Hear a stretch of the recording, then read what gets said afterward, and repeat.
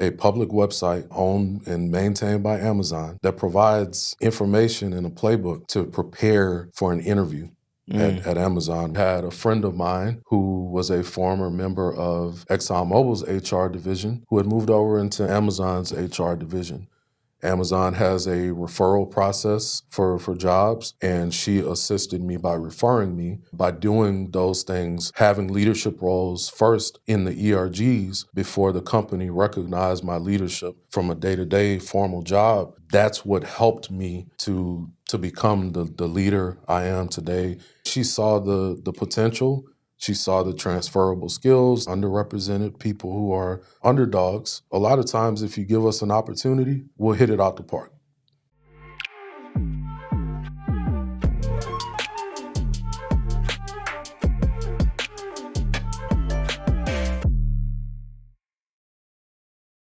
What's up, guys? Welcome back to another episode of the Custom Journeys podcast. My name is Andrew Baines. I'm your host. This show is all about helping you all have a successful STEM career. And I'm very excited today to be interviewing Troy Miles Jr. He is a senior DEI manager at Amazon. Amazon is always, highly requested company, very in-demand company in terms of job opportunities. So really excited to kind of learn about Troy's career. He's gone from being an IT professional into now being a leader in the DEI space. So very excited and curious to learn how that happened. But then also, we're switching it up a little bit here. So Troy's also going to be connecting with a couple of early career professionals and then also doing a couple of resume reviews, just kind of giving you guys more value, more insight on how you can kind of increase your chances in the current job market. So excited to be joined today by Troy. Troy, my guy. What's up, man? How you doing? I'm doing good, Andrew. Thanks for having me out today, man. I appreciate it. And man, you got to correct me. I had to summarize it or abbreviate and go with senior DEI leader or manager. But what's the official job title that you're just now starting out in? Yeah. So I'm in the process of transitioning from what we call a principal DEI specialist into a leadership role. So I'll be a senior inclusive experiences and technology manager with responsibility for all 1.5 million Amazonians on both the corporate and operations side. Wow. Okay, man. Well, congratulations, brother. It sounds like a big task, but I know you're up for it. I didn't say it yet, but I mean, I got connected with you or introduced to you here in the city of Houston through you guys hosted us, the National Society of Black Engineers. You hosted a general body meeting last year, and then I saw you through a Christmas party kind of toy drive as well for like all the Black employee resource groups here in Houston. So I know you've been heavily engaged and active in this space in the city. So I appreciate all you're doing, man. Thanks, Andrew. I really appreciate it. Anytime I have an opportunity to give back to the local community and shine a light on underrepresented and underserved communities, I love to do it. For sure. Hey, so I'm a little bit more about the role, the title itself. Like you said, experiences. That's the word that kind of jumped out to me. So like, if you had to summarize this new job title, what exactly are you doing in this role? Yeah, so I'm a part of a broader team that's, again, called Employee Experiences at Amazon. And what we want to do as a part of tying back to our strive to be Earth's best employer leadership principle is create a company and create an environment and a culture that is fully inclusive for everyone, regardless of what background you come from, what you look like, what school you went to. And so as a part of that employee experiences team, we look for opportunities to create more inclusive and more equitable experiences for our employees. We talk to our employees to get feedback from them. We talk to our leaders. We provide training opportunities and also developmental opportunities to make sure that everyone who shows up as an Amazonian can show up and be proud of the experiences that they have coming into work. Okay, nice. So what some of those experiences, whether it's like learning or upskilling, is it like lunch and learns? Is it, you said, hey, we want to make sure that we can get people inclusive regardless of like what their background, what their education is. Is it apprenticeship programs, like giving people the opportunity with non-traditional backgrounds, opportunity to like learn and get into the workforce early on, despite not having a college degree? Is it leadership development? Like just kind of what are some of the things on a high level that y'all are doing? That's a good question. If you think about the concept of multi-channel marketing, we kind of take a multi-channel approach to what we do from an IXT perspective. And so some of that includes early career and early education student engagement. So we do have a number of apprenticeship programs. Through AWS, we also provide curriculum that we offer to school districts and teachers to be able to introduce kids as early as elementary age to new and emerging technologies like generative AI and some of the other first-party AWS services that we offer. But we also realize that in order to be able to address the pipeline challenge that exists in the marketplace, that we have to stay committed to all elements of that pipeline. And we actually have to invest in building the pipeline in some cases. So that involves engaging students from early educational perspective, K through 12, as well as maintaining engagement through collegiate programs that include internships and other programs that help to provide upskilling opportunities to support a career in tech. Okay. Nice. The multi-channel, I like that. Y'all are hitting Yeah. it from a lot of different angles. Which one are you personally looking forward to the most, like in terms of planning or programming? So, a lot of my focus is going to be on existing Amazon employees Yeah. and what we can do to make sure that folks are being developed and engaged appropriately.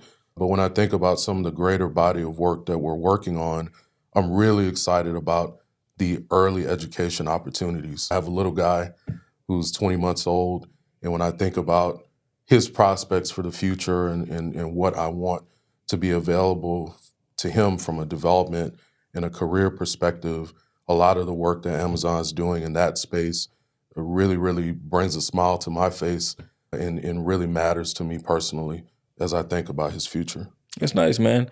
Yeah, I mean, we were talking about kids and family and stuff earlier. Once you get into parenthood, fatherhood, it really changes your perspectives on things. And, everything I do at this point, it feels like I'm doing for my 5-year-old and for my 3-year-old. So I can definitely, what you're saying resonates with me. Man, I know we think of Amazon, we think of when I think of Amazon, I think of all the shopping that my wife is doing right now and how many boxes show up each and every day at my doorstep for no reason other than her just buying stuff that I don't even feel like she needs. But I know y'all do a lot more than that. So for people that don't know and who may not know of anything about Amazon other than books or shipping and, what else do y'all do outside of that? First off, thank you for your business. This is involuntary. I did not want to do this, but you're welcome, I guess, man. Yeah, I'm in the same boat as you. Yes, I'm an employee, but I've been an Amazon customer for long before I started as an employee in 2021.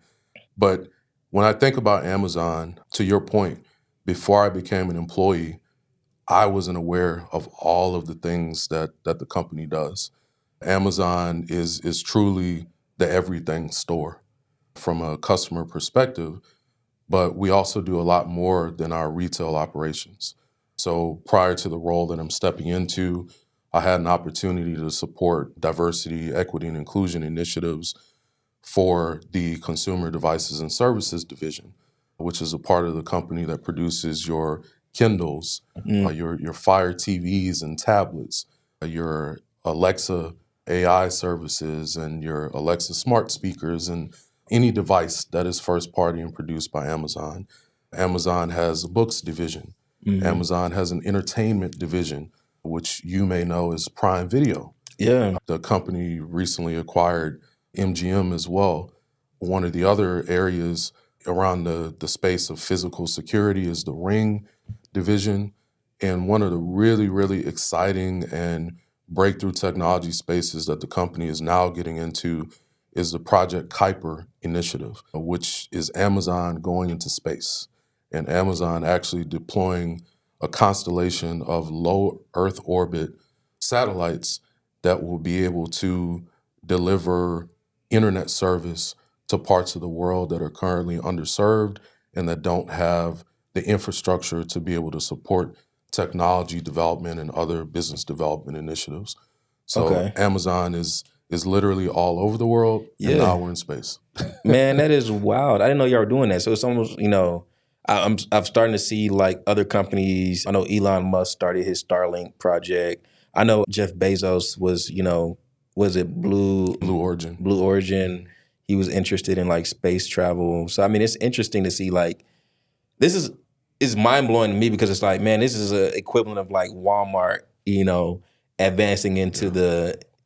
It's just interesting. Like you go, Yeah. this is a store where you go buy your goods from, Right. and now y'all getting into like internet service and everything else. So I mean, that's amazing. And you guys also do pharmaceuticals or That's working right. on it? Yeah. Amazon Pharmacy. Okay. And, Prime members get some additional benefits as a part of that to help Yeah. democratize access to healthcare and also some discounted medical services. Okay, nice, man. Y'all doing a little bit of everything. Okay, good stuff, man. No, I'm enjoying the conversation, but I do want to, take a quick break here. We have a early career professional, recent college graduate online, and just going to give her the opportunity to introduce herself to you. I know she's currently employed, but I think if nothing else, it may be good for her to maybe get some advice from you. We haven't talked about your career journey yet, but I do know that you've made the transition from the world of IT into this DEI leadership space. So any kind of questions that she has, I do want to give her that opportunity. But I'll kind of go into the background now, and then I'll bring up our guest for today, Miss Kiki. How's it going? All right. Hi, I'm good. How are you? How y'all doing? My Doing name is great. Kiki Adopale. Thank you all for having me. This is a really great opportunity for me, and I really do love what y'all are doing for people in their earlier careers.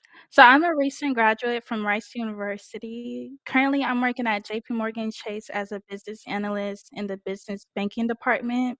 So in my role, I'm able to utilize and upskill myself in different analytical skills, and in addition, serve in a client-facing role, helping small business owners in the local Houston community. So in this time in my career path, I'm just looking to expand my horizons and challenge myself in different educational courses to eventually pivot into a product management role at a company that will accept my experience. So you broke up a little bit there, Kiki, towards the end, but were you saying you were looking for advice on like what kind of courses to take, or what was the question? So I was saying that in this time of my career, I'm looking to basically pivot into the tech world. I'm Mm, currently a business analyst, but I'm not using as much technical skills that I would personally want for my career. And I would really love to venture into the space of product management. Gotcha. Gotcha. Okay. Troy, do you have any insights on maybe, I guess, I know you come from the IT space, so it's Hmm. a little bit different than like product management, but I guess maybe this may be a good question, just kind of a little bit more general. What kind of helped you make the pivot from Yeah. IT into DEI? And maybe start there. Yeah. Yeah. Thanks for that. And thanks for that introduction, Kiki. JP Morgan Chase was actually where I had my first corporate internship. So I know the Oh, company cool. well and I know that space of finance. Um, to Andrew's point, yes, I'm coming from the IT world from both an educational and a professional perspective. And some of my later roles included formal responsibilities and roles in both project management and program and product management. So I have lots of personal experiences in that space. And a lot of the work that I was doing to start at Amazon was serving as a program manager. So, in terms of things that I can recommend to help make the pivot, number one, it's education. So, learning the space and what is program management, what is agile, what is Scrum, what do those terms mean, but also how can you marry your own personal unique skills that are unique to Kiki with success in that space. So, thinking back to some of the things that I did, I took formal training. So, there's lots of training providers out there that offer formal Scrum and Agile training. So, when you get a chance, look at Scrum Alliance online and look up trainings in Certified Scrum Manager or CSM and also certified Scrum product owner. So when you go to my profile in LinkedIn today, you'll see those acronyms behind my name, and it's because I'm championing the educational and the real world experiences that I have in the Scrum and program management spaces. Okay, so I have a question. You said getting educational courses. Would you also recommend maybe getting a master's in computer science, or do you think it's not necessarily necessary in the space that we're in today? Mhm. So I'll never discourage someone from pursuing an advanced degree. That's something that's, on my personal roadmap as well that I'm thinking about. But I won't say that obtaining an advanced degree is required to be able to break into the product or program management space. I'm a firm believer in what I call transferable skills, and I've always promoted that within my own career and also with others who I mentor, because chances are in your current professional experiences, most likely within your educational experiences as well, you've picked up skills that are aligned with program and product management. And it's just a matter of being able to communicate through your resume, through your professional profile, what those transferable skills are, and the fact that you have had an introduction to that and you're looking for opportunities to deepen and broaden your experiences in that space. An Good. educational perspective, the degree may not be required, but when I talk Mhm. about CSM and CSPO, they're certifications that are easily accessible to acquire those credentials behind your name. And they don't Mhm. require the same amount of time investment to be able to acquire those certifications as opposed to pursuing a full advanced master's or PhD degree. So, with many of the training providers, it takes no more than 2 days, perhaps even a weekend, like I did, to go through the training and then immediately take the exam for the CSM. The CSPO, some people may not know that an exam actually isn't required to obtain the CSPO degree.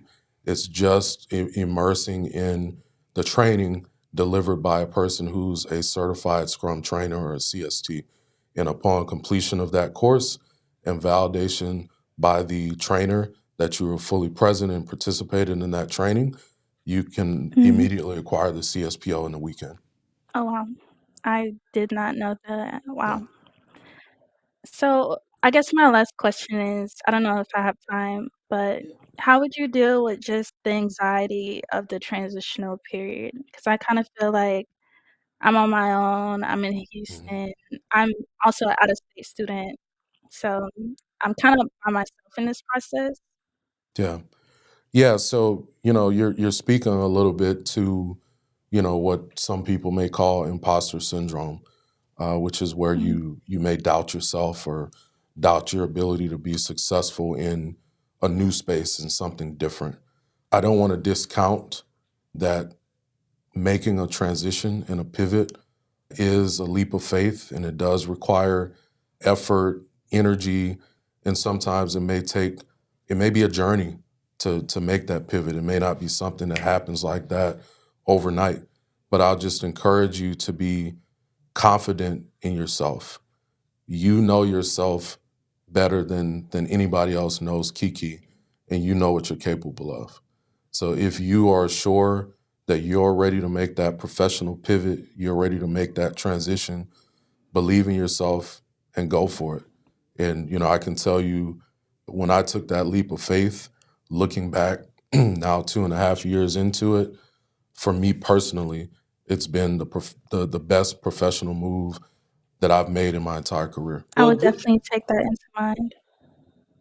good stuff, Kiki. Hey, I was gonna bring up your resume real quick. Does that sound good? And let Troy look at it, and maybe if you have any questions about it, he can kind of Yeah, give you that some sounds feedback. good. All right, cool. Let's do it. So, Troy, I got the way this is set up. It's like picture in picture.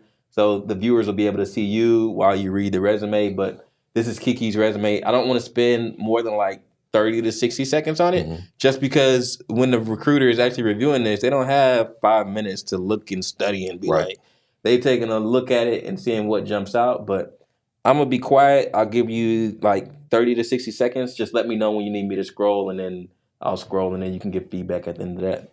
Okay. Let's do it. All right, go ahead and start. Okay. You can scroll. Keep scrolling. Okay. Okay. Alrighty. Troy, what were your kind of thoughts or takeaways when looking at the resume? I think I'm looking at a really solid resume. I like the fact that you've been able to encapsulate all of your skills and experiences and other information about what you've done in a single page.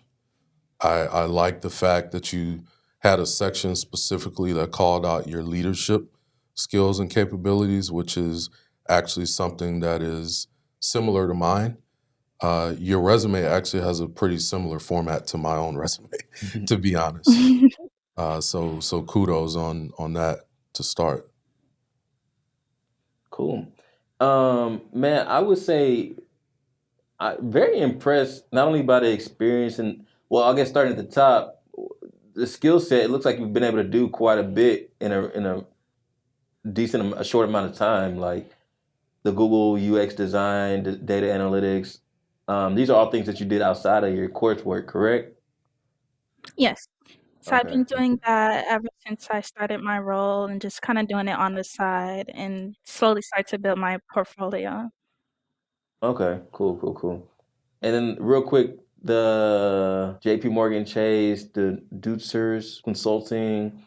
Yeah, it looks like all good experience. Troy, do you have any thoughts on, like, I guess, number of bullet points or anything else? Or One thing that I would just suggest that you think about adding, especially for a human review of the resume. A lot of companies are using an ATS or applicant tracking system that's going to scan and read through your resume.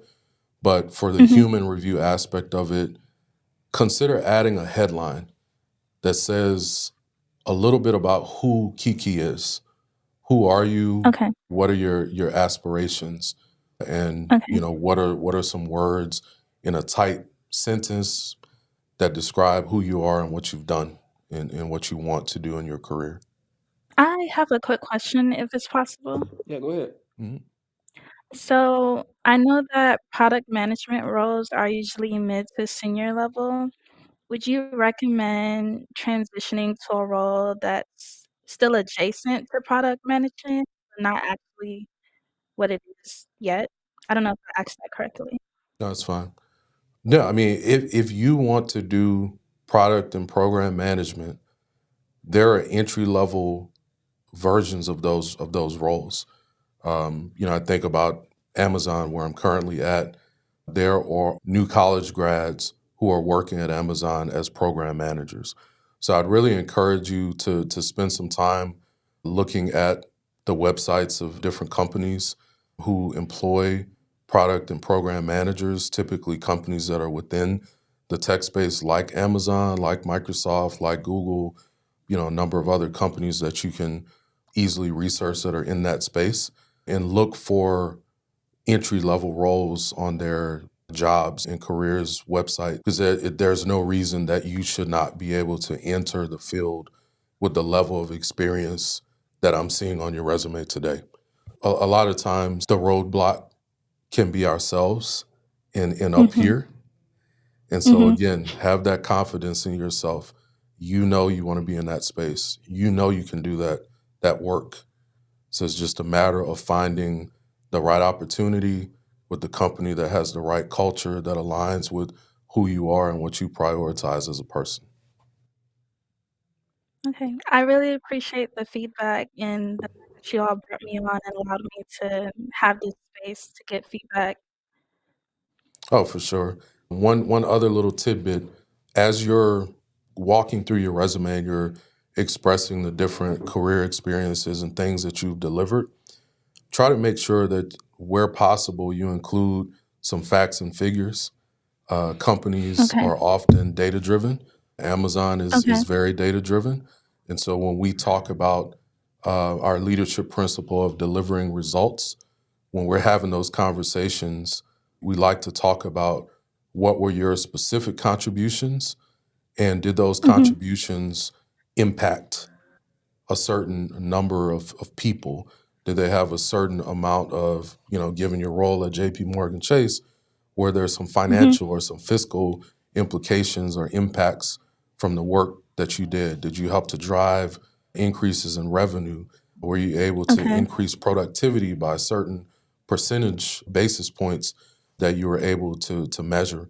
And so as you're continuing to work where you are, as you think about where you're headed in the future, always be cognizant of also capturing your direct personal impact to the company's bottom Mhm. line, to the level of productivity, and the financial impact that you're generating as well. Okay. Yeah, that's really good advice because I noticed when I was creating my resume that I forgot where I actually had impact, so it took me time to really sit down and try to come up with something, but from now on, I will try to take heed of the impact that I have in roles. Oh, that was great. That was great. Kiki, again, I appreciate you coming on here. Number one, I know it's not an easy thing to do to come on camera and like get advice and feedback. So I appreciate your willingness to come on here. I definitely think, just echoing Troy's statements, I think you have a really strong foundation for achieving that product manager or product owner role that you're looking for. And to that last point, I would say, hey, keep a brag book. Brag book is just a way for you to track all your successes, how you've saved the company time, how you've made the company money or reduced Mhm. expenses, like Troy said. So you got a strong foundation, high GPA, all that stuff. Really impressive what you've been able to do in a short amount of time. So I would just recommend that you keep it up. Okay, thank you so much. All right, no Sure thing, problem. Kiki. See ya. Y'all have a good day. You You too. too. Take care. I appreciate you doing that, man. That's a segment that I wanted to add because I felt like I realized that, it's inspirational to hear stories like yours, and other people, trying to emulate that. But I think given the job market where things are at, there's a hunger or a thirst for people like trying to get those opportunities. Like Kiki talked about, like the product manager role. People are looking for opportunities and they feel like, hey, it's not happening. Why is it not happening? Is it something that I'm not doing? So just wanted to give people the opportunity, if it's something on the resume side, which I have seen some examples where it's like, yeah, your resume is not set up right. It's Yeah. not communicating what you're trying to do. Or if it's just, maybe you're not looking at the right roles, or maybe you're not attacking the right companies, whatever the case may be. So I appreciate you for doing that and providing that insight. Yeah. Thanks for the opportunity. Yeah. So talked about Amazon. Let's talk about you a little bit more, man. Mhm. I know you're moving into this DEI senior manager role, and I already kind of hinted at the IT background, but maybe going back even a little bit further there, Yeah. like what even got you interested in getting into IT in the first place as a Yeah. young Troy? Yeah. Yeah.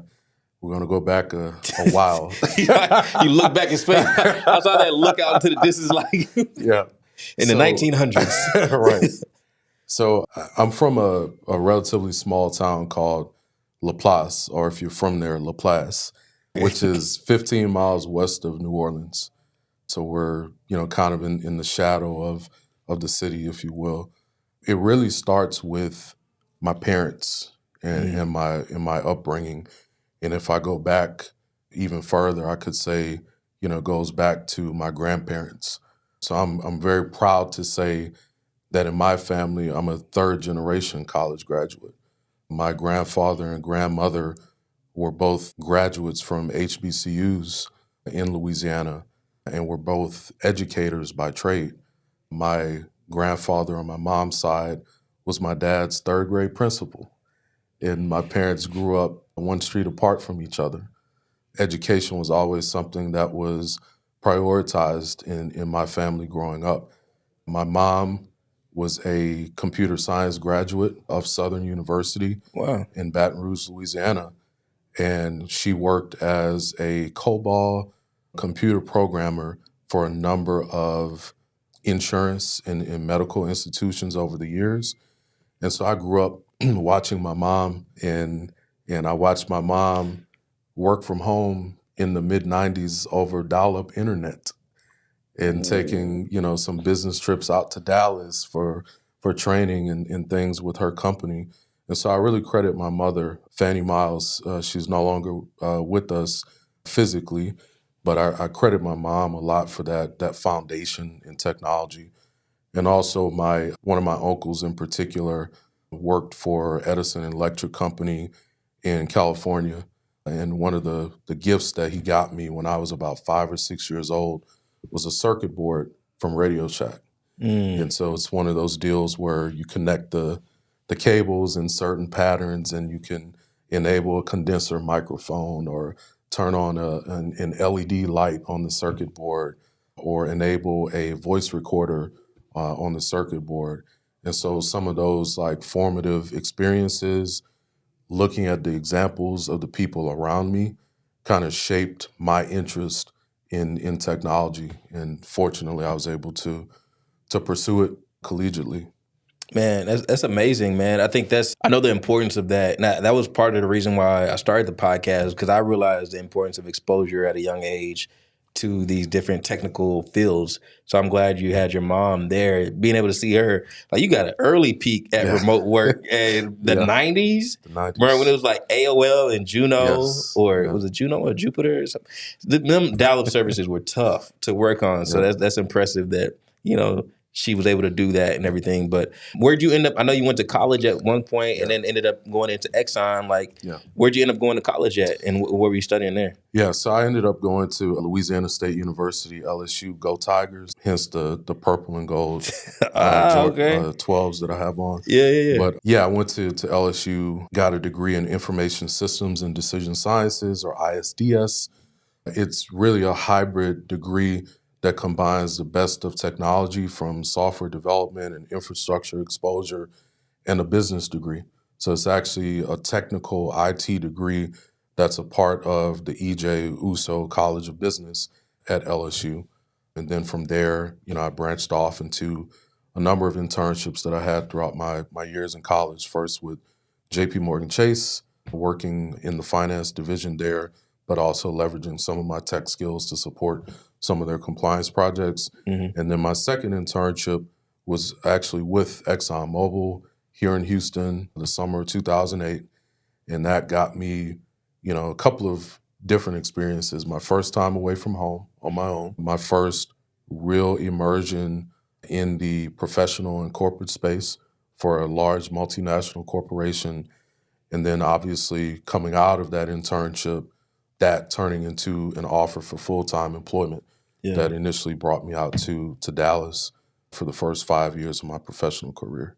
Nice. Man, I think that speaks to the importance of like internships. Like, I think people hear it all the time, like, oh, you need to get an internship. But I think it truly shows like the impact. Like, that's your first opportunity to get your foot in the door. You kind of get past that hurdle. And I don't know what your thoughts are, but I feel like if you get the internship, as long as the company has the budget, you really got to mess things up not to get the full-time job like after that. So I don't know if that's kind of your same thought process or. Yeah, I mean, I couldn't agree with you more. I look at internships as an extended job interview. Yeah. And it's really an opportunity for you to learn more about the company that you're considering joining. Mm-hmm. And it's also a good opportunity for the company to get to know more about you than beyond reading your resume and making guesses or assumptions about the experiences that you had up to that point. Gotcha. I'm not gonna ask you how much you make at Amazon. I don't want to ruffle no feathers. But since you're no longer at Exxon, if you don't mind sharing, like, what was that first experience like, making that real legit money on your own as a full-time employee? If you want to disclose how much you made, I think the viewers would like it, but you don't have to if you don't want to. Yeah, so I mean, I won't disclose specific numbers. I'm a private. You don't want anybody guy. pocket watching, right? Right, but I can share that, and I won't. First off, I won't discount my experience at ExxonMobil. That was an amazing introduction to the world of corporate America and the maze that sometimes can be. And without that experience that I gained there over the course of over 13 years between the internship and my full-time roles, I wouldn't be where I'm at today. Without some of the challenges that I encountered in trying to grow and advance my career, I wouldn't have thought about DEI. I would not have started to do the foundational DEI work that I did at ExxonMobil with their ERGs and with the mentoring programs that I was able to grow and lead there. Some of the ally engagement work that I was able to kick off and lead in the wake of the events of 2020. So really, those things, not only did they give me access to a corporate salary Mm-hmm. and the benefits and the quality of life that comes along with that. But it really helped to foster the skill set and the natural interest in pursuing justice, equity, inclusion, and celebrating and championing diversity that I currently get to do and get paid for it at Amazon. Now, what I can say without getting into too many personal details is that in either case, there's an opportunity to be able to acquire a six-figure salary and to grow a six-figure salary over time. One thing that is a part of Amazon's compensation philosophy is also providing relatively early access to restricted stock units or RSUs. And that was something that I wasn't taught about RSUs in college. Yeah. I don't believe that my mother had access to RSUs and company equity through her compensation benefits either. And so it was something that I had to learn about later in my career.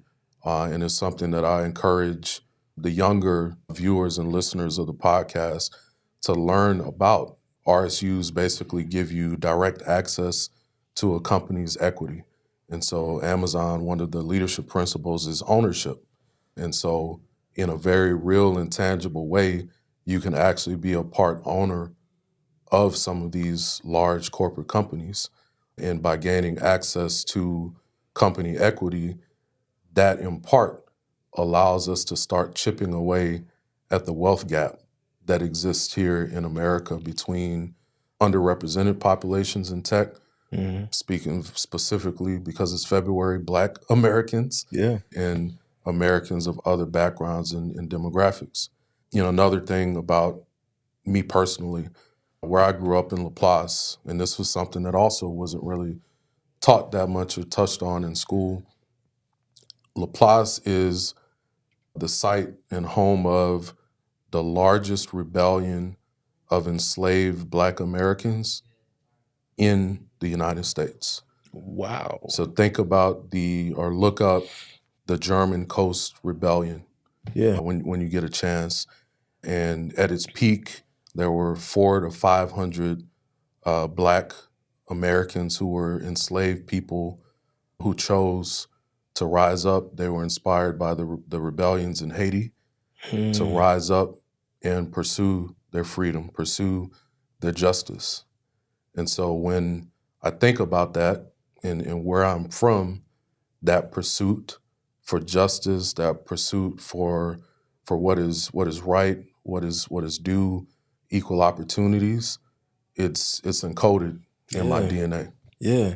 Man, that's an amazing story. I did not know that history at all. I think it makes perfect sense looking at it. It's almost like a full circle moment. The fact that you're in this DEI leadership space at one of the, biggest companies, highest earning company. I don't know what the market cap is for Amazon, but it's top whatever, top 10 probably for sure. So, I mean, to see that and you're leading that DEI efforts at this company now, it's a full circle moment to, look back at your ancestors and the history of Laplace to see where you're at now. Going back to something you said earlier, you talked a little bit about Exxon being the first introduction to the corporate world. And I don't think a lot of people realize the importance of that. It's almost like a culture shock in a sense. Like, especially if you come from a background where your parents don't come from corporate America, and then you go to college for 4 years and it's like completely opposite of corporate America. And it is like, hey, welcome to your first job where you got to work with people that have been at that company longer than you've been alive. Yes. You're going to meetings. You got to know how to communicate with your peers and then also people that maybe even executives in the corporation. Maybe kind of give us a little bit more insight on, I guess, maybe even some of the learnings that you've had at Exxon and then also maybe even some of the things at Amazon that you're doing now to kind of help bridge that gap. Yeah, that's a great point. And when I think about many of us that go through that process, it can definitely be kind of a shock to the system to walk into this space and to be in this space for 8+ hours a day that doesn't really look like the spaces that you came up in. Mm-hmm. So, just thinking about some of my own personal experiences, again, my mom was a corporate America employee. My father did not have a 4-year college degree. And so my father went through a number of different pivots and moves on his personal career journey. But my father was extremely intelligent, was extremely strategic, and was a brilliant leader in his own right. And I try to, fill his shoes as well now that he's passed on. My dad did a number of different jobs. He attended school for a time to become a mechanic. My dad drove 18-wheelers. My dad was a sandblaster in the storage tanks at refineries in Louisiana.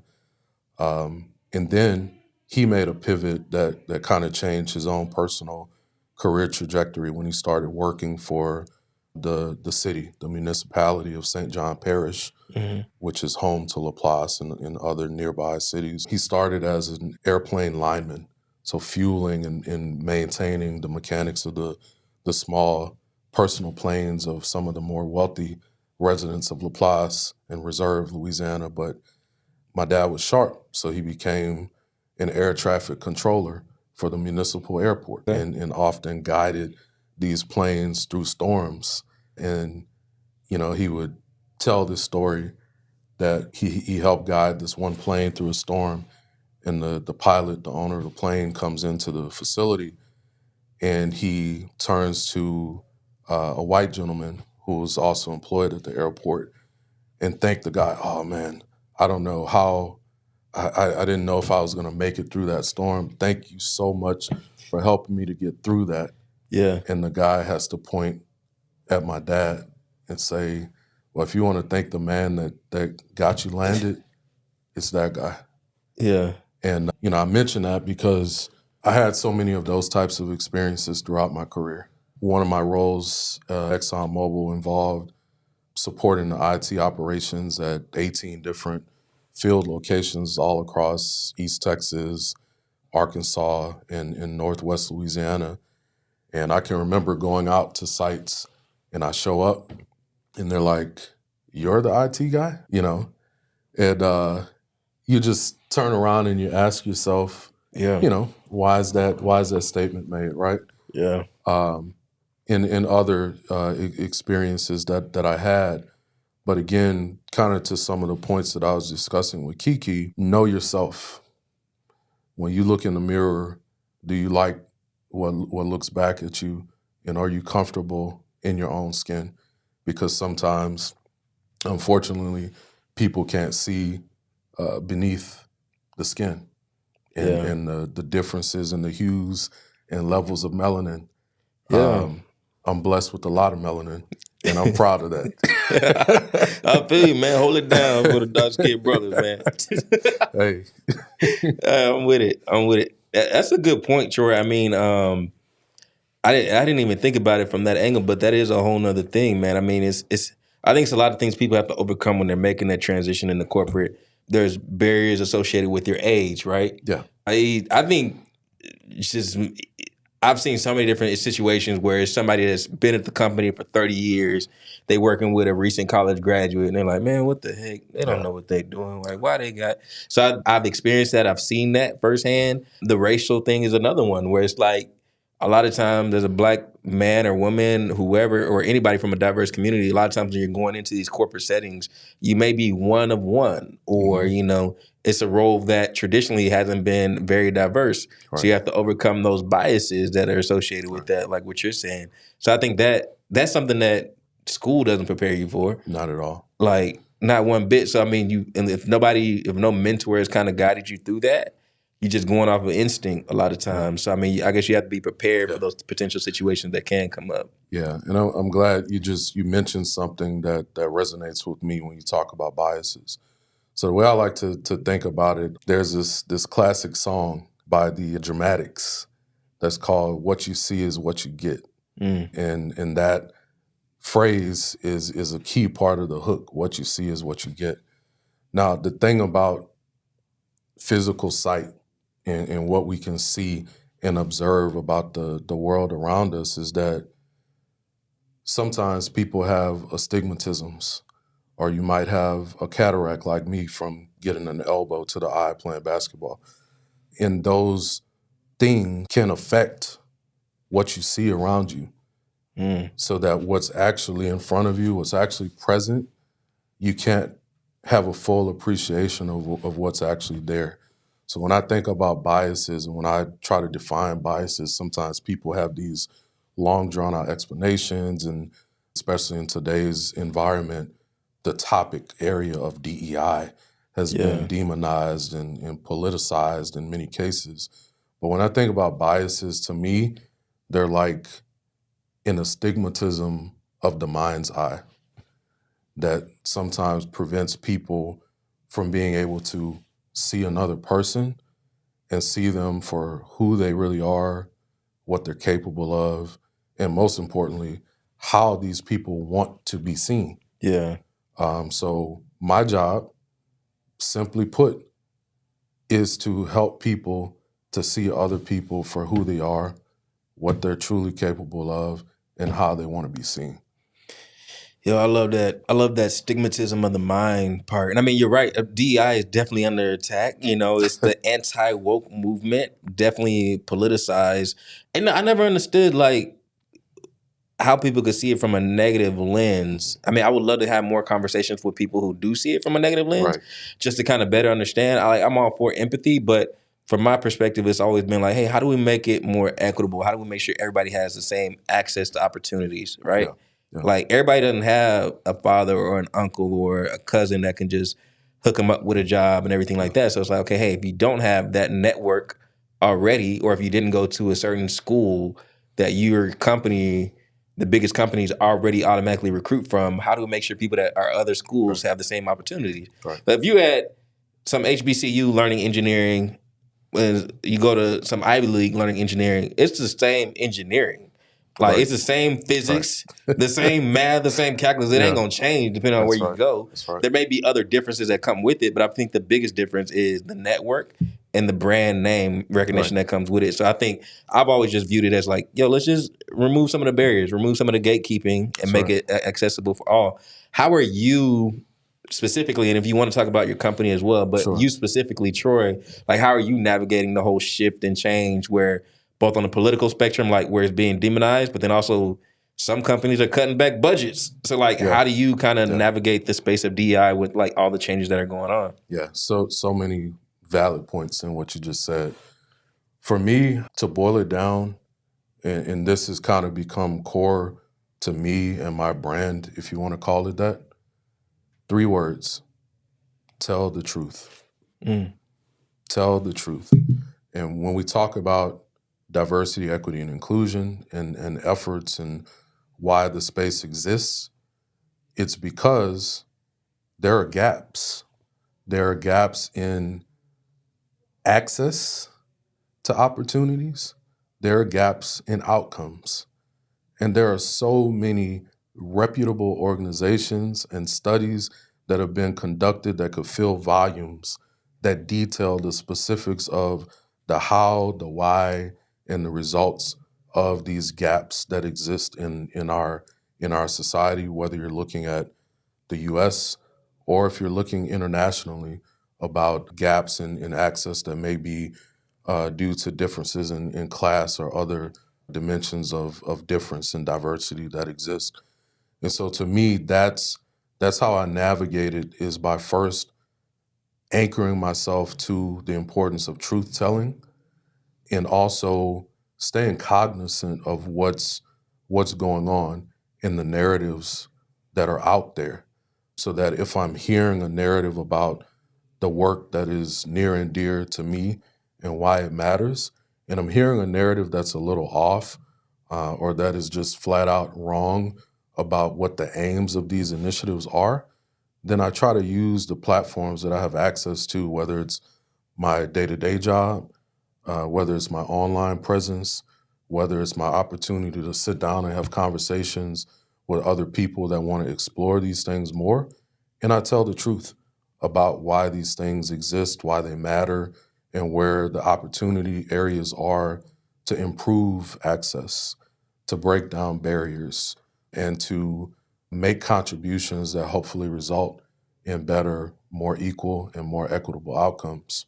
Gotcha, man. I love that. I love that. Real quick, I know we're time is running short. I think it's important for people that are looking to switch careers or pivot to kind of learn a little bit about how you went from IT to DEI. And you kind of talked about it a little bit about doing the work before even having the job. But how would you kind of summarize your ability, or how did you pivot from IT into DEI? Yeah, that's a great question. And it was, to this point, the biggest pivot that I've ever made from a professional perspective. And for me, it was, looking at my own journey up to that point and looking at the highs, and there were many highs, but there were also some lows over the course of my career up to that point. And it was about taking a full holistic assessment of, where am I today? What have I been able to achieve? Where have there been some roadblocks, some obstacles to move past or around or through? And then thinking about, what do I want my legacy to be? Because don't get me wrong, I want to retire. I want to retire one day, right? Of course. And there are some practical things, some financial plays and strategies and whatnot that I'm doing and evolving to get to that point. Mm-hmm. But what do I want my legacy to be for me? And then, when my kids came along, what do I want my legacy to be for and through them? And for me, when I took stock of where I was at, I realized that there were better opportunities out there for me personally to be able to go after what I wanted my legacy and my contributions to be. There were organizations out there, including Amazon, that were a bit more prescriptive, a bit more strategic, a bit more intentional from a funding and staffing perspective to actually prioritize embedding diversity, equity, and inclusion as a part of their company DNA, and being able to tap into how those things could actually be of benefit to the company, to customers, and also just the broader world around us. And so for me, as I started to increase my level of engagement with the ERGs, and I encourage every underrepresented person in particular to look at your company. Does your company have an employee resource group, an affinity group, a business resource group, whatever they may call it? But do they have a space and a platform that's designed to celebrate the contributions and the culture of diverse communities? Because if that exists, you'll find that by associating with those groups, it can help you sometimes to deal with some of the innate roadblocks, with some of the challenges. If you're the only one in the city in your family, it can give you a community to be a part of. And that's what those groups have done for me over the years. And also, those groups also give you an opportunity to sharpen your skill set, whether it's leadership, communications, marketing, developing your own personal brand, and understanding who you are as a person and how you want to show up, whether it's at that company or another company or your own company.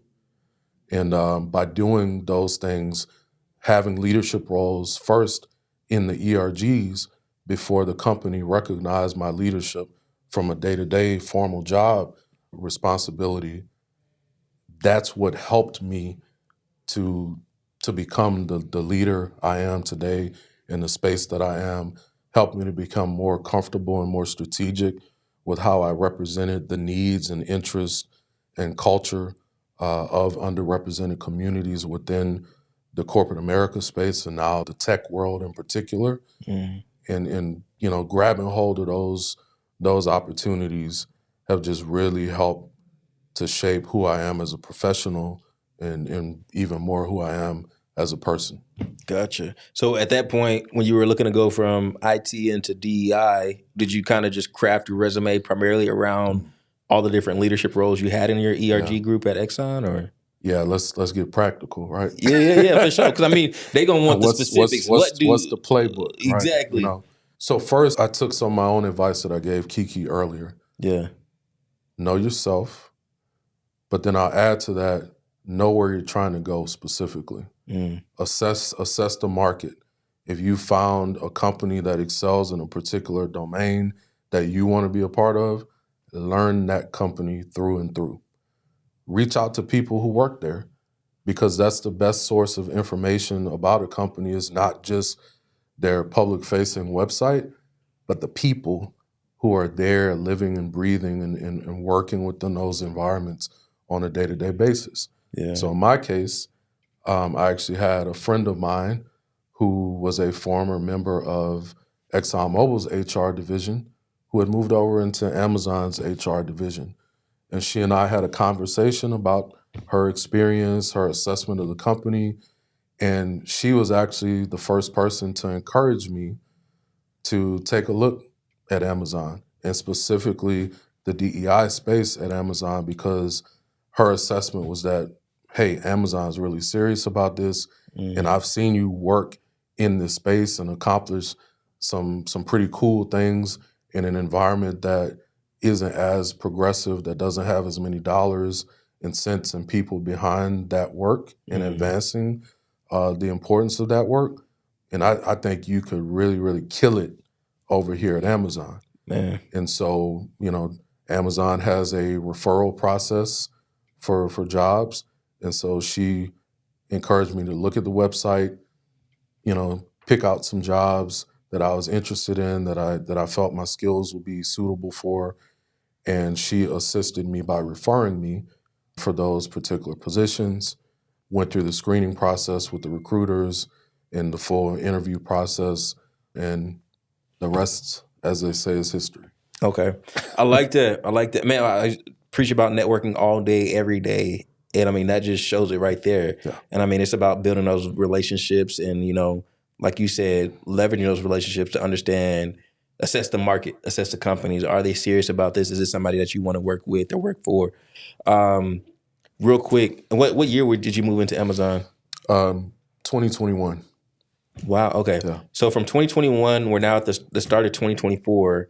You've been on the uptick, on the upswing trajectory, man. Things are going good. You're now in a leadership senior manager role in the DEI space. What do you think is one of the biggest things that kind of have helped you have that upward trajectory and get these leadership opportunities? It's a good point. So again, not to discredit the first part of my career, when I made the transition from ExxonMobil to Amazon, I was already working in a formal leadership position. I was the head of a global industrial Internet of Things and edge computing capability team.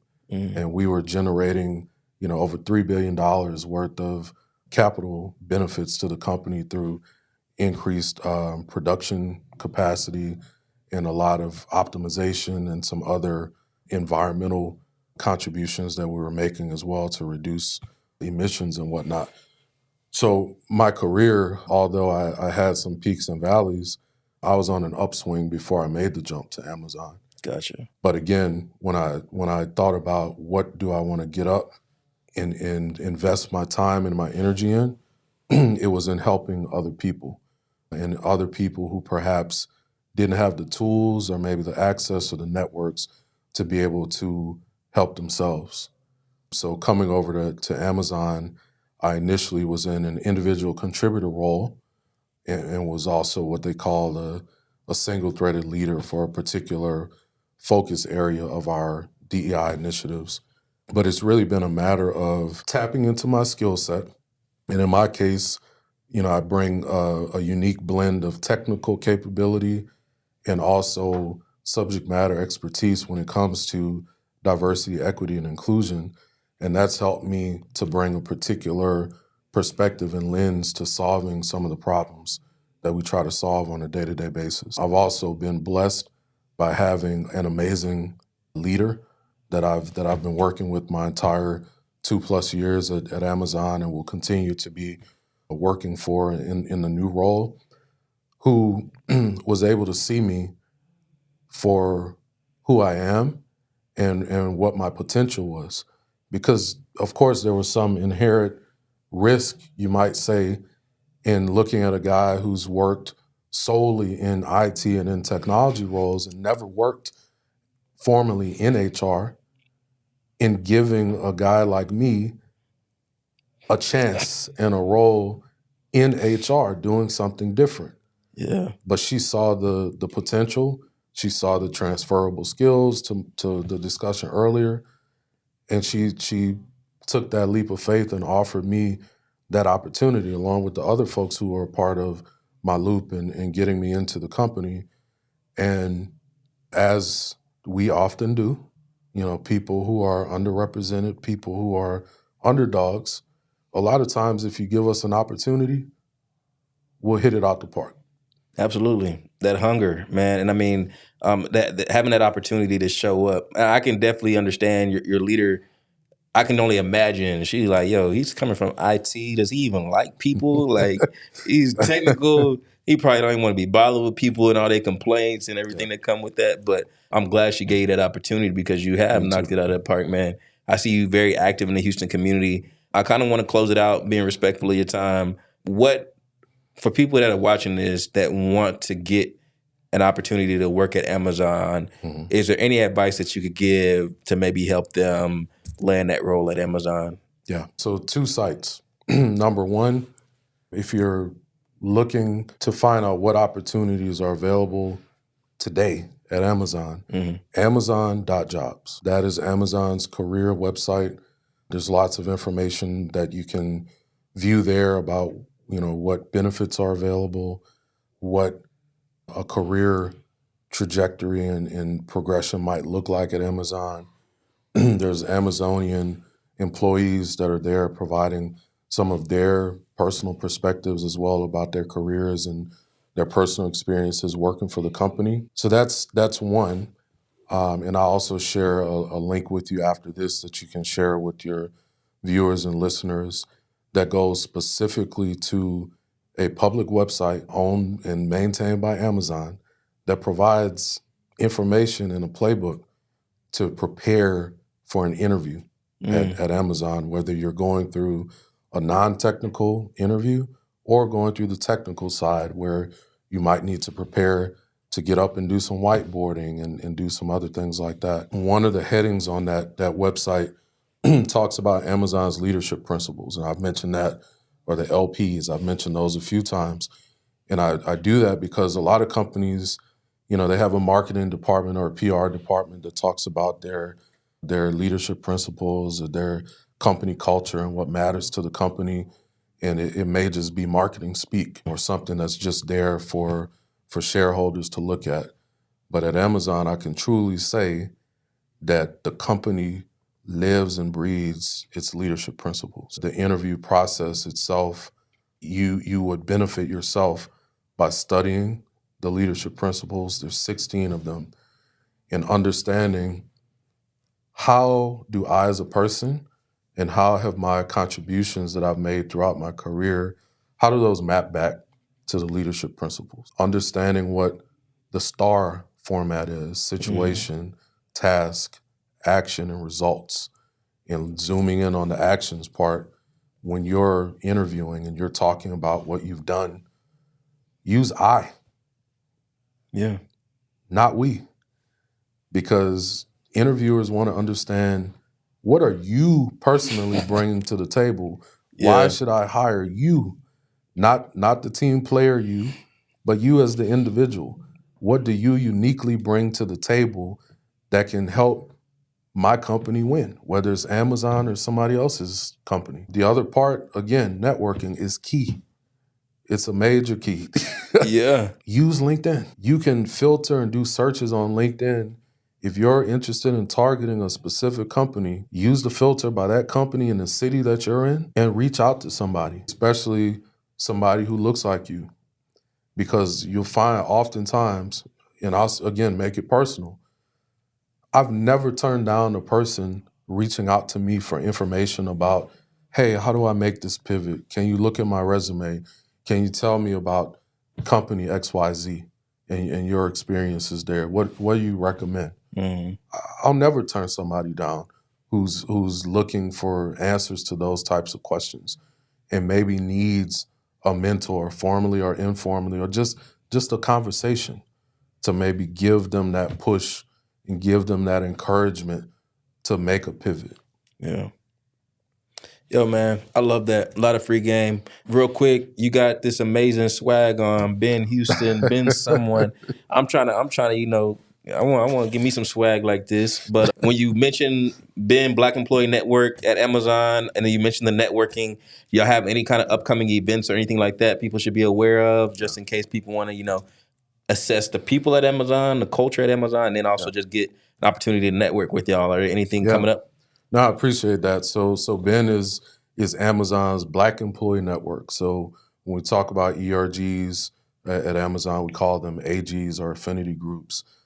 They are one of Amazon's affinity groups that specifically focuses on celebrating and recognizing the opportunity to support our Black employees, and also through the many chapters of Ben to also do community outreach and invest in the local communities. So my next stop after we wrap up here today is the office, and we're doing our first general body meeting for the Ben Houston chapter, where Okay. we're going to share our calendar of Black History Month events with our chapter membership. We're working on our full roadmap for the year. And so, as we're doing community outreach events, I'll definitely be sure to post on my LinkedIn for ones that the public can be a part of, and I also get in contact with you. I'm going to be looking in my board role as the corporate recruitment director for Ben Houston to be building some stronger partnerships and relationships with the HBCUs. So, here I can share that Ben Houston will be partnering with the Cactus Jack Foundation, Travis Scott's Yeah. nonprofit, and the Astros Foundation to be one of the sponsors for the second annual Cactus Jack HBCU Classic, which will be right here at Minute Maid Park Okay. next weekend, February 16th through the 18th.